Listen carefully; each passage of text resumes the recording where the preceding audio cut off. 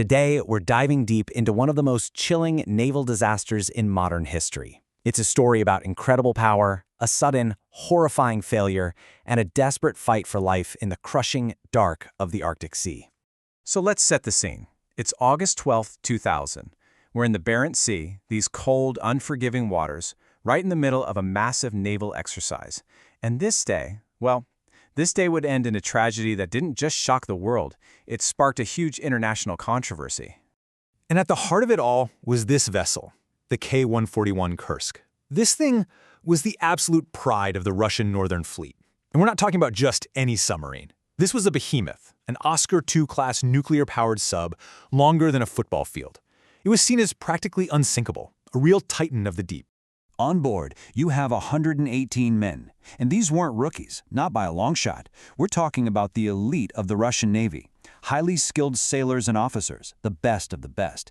They're on a routine exercise, operating one of their nation's most powerful weapons, with absolutely no idea of the horror that's about to unfold. But in just a few minutes, this incredible symbol of military power would become an underwater tomb.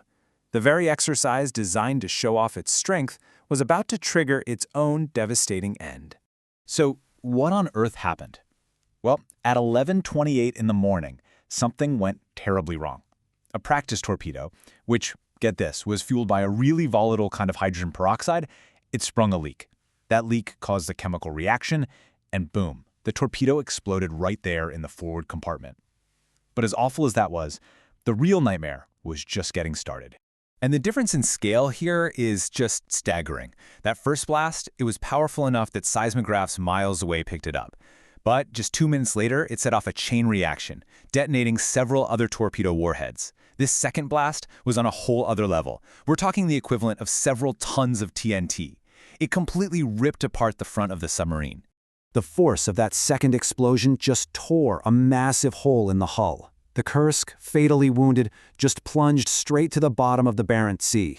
It finally came to rest on the seabed, 108 meters down. And then, silence. Now, for most of the 118 men on board, those explosions meant it was over in an instant.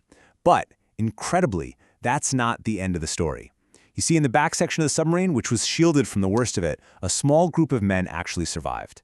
And their ordeal was just beginning.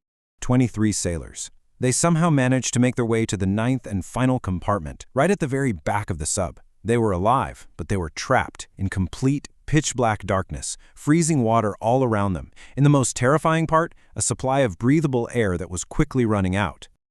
And this is how we know their story. Lieutenant Captain Dmitry Kolesnikov, in the dark, managed to write this note. It's a final message, found only when they recovered the wreck. It is so calm, so factual, and just utterly heartbreaking. It's really a testament to their incredible professionalism, even as they face the absolute end. So while these 23 men were down there waiting for a rescue that would never come, a very slow, very confused drama was playing out on the surface. A race against time had started, but tragically, it was a race the rescuers were basically destined to lose. The response was just flawed from the very beginning. First, you had the official delays. For days that were absolutely critical, the Russian Navy kept insisting everything was under control. Then came the rescue attempts themselves. Their own rescue subs tried over and over again to dock with the Kursk's escape hatch, but they just couldn't do it. And finally, and this is probably the most critical failure, they refused help. The British and Norwegian teams had more advanced equipment, and they offered to help right away, but they were turned down. It was a decision that cost them precious, irreplaceable time. And with every hour of delay up on the surface, the air down in compartment 9 was literally becoming poison. The men were running out of oxygen, and deadly carbon dioxide was building up. It's thought that in a final desperate move to use a chemical oxygen generator, a fire broke out, which just consumed what little good air they had left. By the time Russia finally accepted international help, more than a week had gone by. When Norwegian divers at last managed to get the escape hatch open, they found the compartment was completely flooded. It was too late. There were no survivors.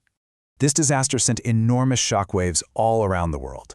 The loss of the Kursk and its entire crew was so much more than a technical failure. It became this painful symbol for Russia, a brutal public test for its new leadership, and it raised all these difficult questions about transparency, national pride, and the human cost of it all.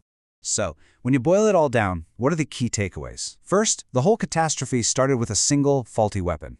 Second, the official response was tragically slow, and the refusal to accept help right away drew huge criticism from around the world. Third, all 118 sailors were lost. And finally, the wreck was raised a year later, an incredible feat of engineering, really, which allowed many of the bodies to be recovered and at least gave some small measure of closure to their families.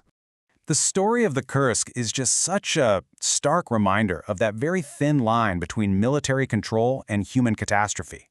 And it leaves us with a really tough question, one that echoes long after the tragedy.